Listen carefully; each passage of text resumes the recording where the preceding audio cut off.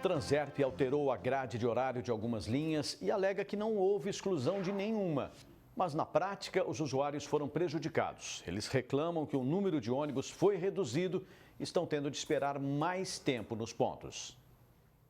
Em requerimento encaminhado à Transerp, cobrando justificativas sobre a reclamação dos usuários do transporte coletivo de Ribeirão, a autarquia respondeu a este vereador que aumentou o intervalo entre os horários de ônibus de 39 linhas. Garantiu que não excluiu nenhuma e que adotou a medida para adequar o contrato de concessão com o consórcio pró-urbano. Mas, na prática, a história é outra. A Transerp confessa que retirou o ônibus das linhas, sacrificando o usuário sem comunicar ninguém. Eu pedi uma resposta oficial, eles enviaram, mas a confissão é essa. Retiramos linhas dos ônibus, por isso a superlotação, por isso o ônibus que para sem parar, por isso que o usuário está reclamando com razão mais uma vez, diz que fez isso para melhorar o equilíbrio financeiro. Ora, a Transerp agora defende o pró-urbano? Onde está a administração municipal? Quem é responsável pelo contrato é a administração. A Transerp alega que fez alteração na grade de horário para promover um equilíbrio na demanda de passageiros. Só que nós já mostramos o que tem acontecido com os usuários, que estão esperando muito mais tempo nos pontos de ônibus, causando um transtorno na rotina de todos. Eu pego 4 ônibus para ir e para voltar. E nos 4 que eu pego sempre está lotado. De quais linhas?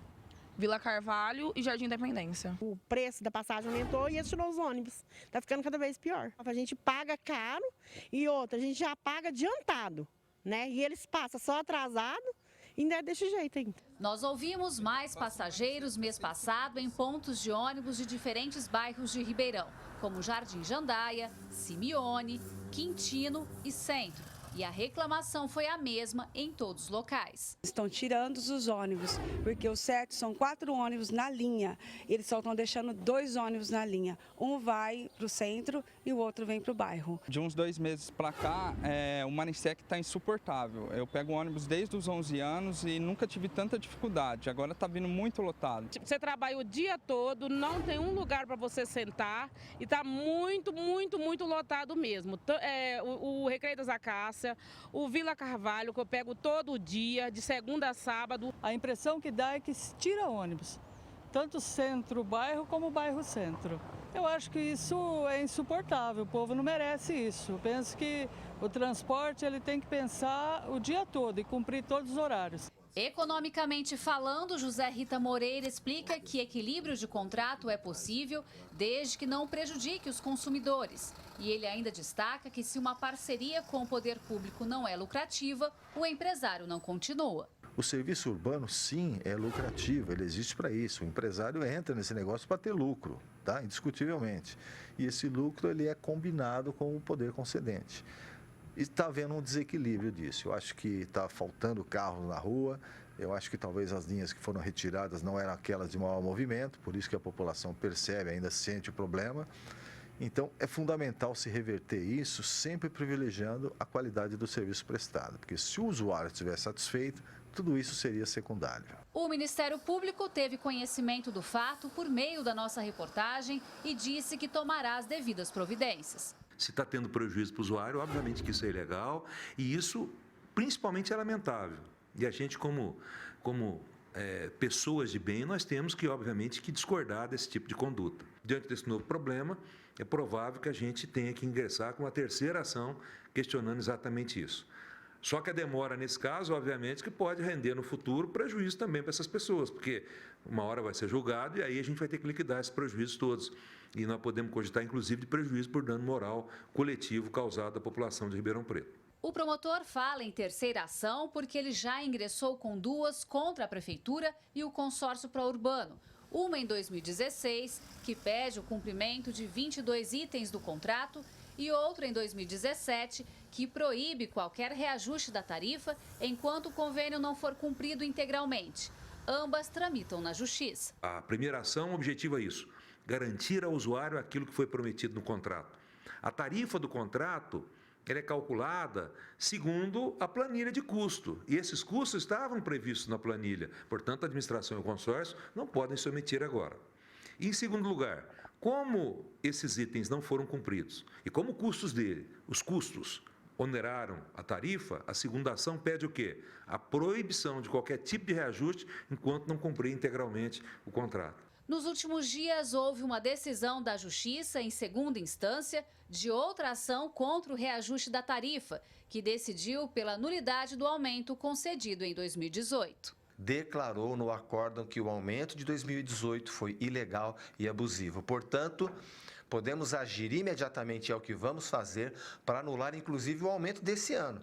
Se o aumento do ano passado foi ilegal e abusivo, é evidente que o desse ano está viciado. Se não estiver satisfeito, que abra o jogo com a administração, que o senhor prefeito exerça suas prerrogativas de chefe do executivo, ou o Prourbano abandona o contrato, ou o prefeito faz uma nova licitação. Não pode ficar esse jogo de empurra, a prefeitura acreditando e o usuário sofrendo. Gislene Lopes para o Jornal da Clube.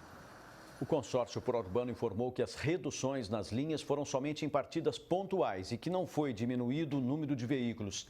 Disse ainda que o ajuste é um processo natural de qualquer sistema de transporte e deu um exemplo.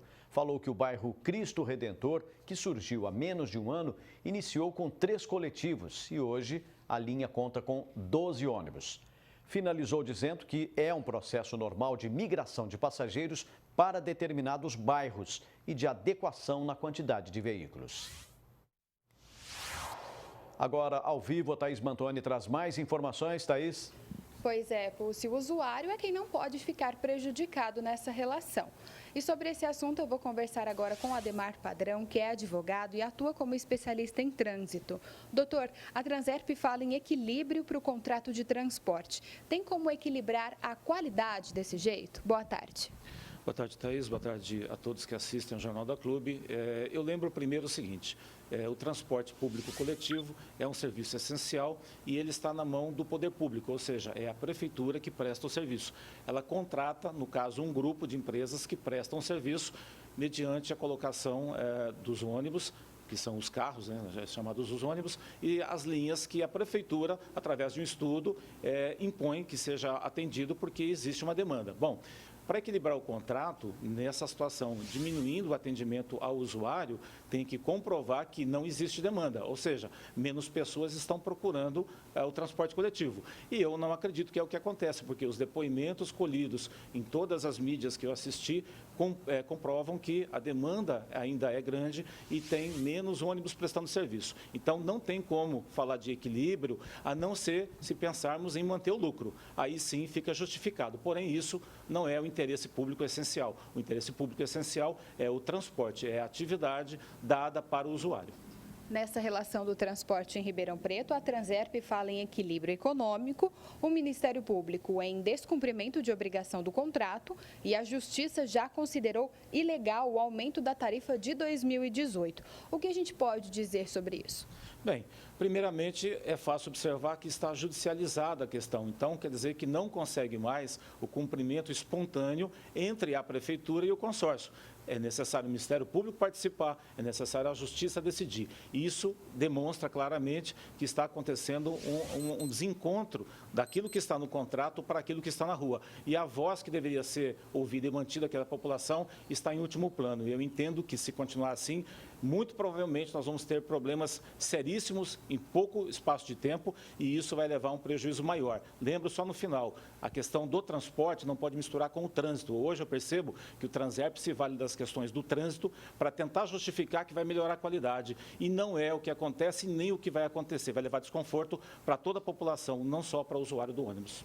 Muito obrigada pela sua participação aqui no Jornal da Clube. Daqui a pouco eu volto com outras informações. Paulo Pucci. Ok, Thaís.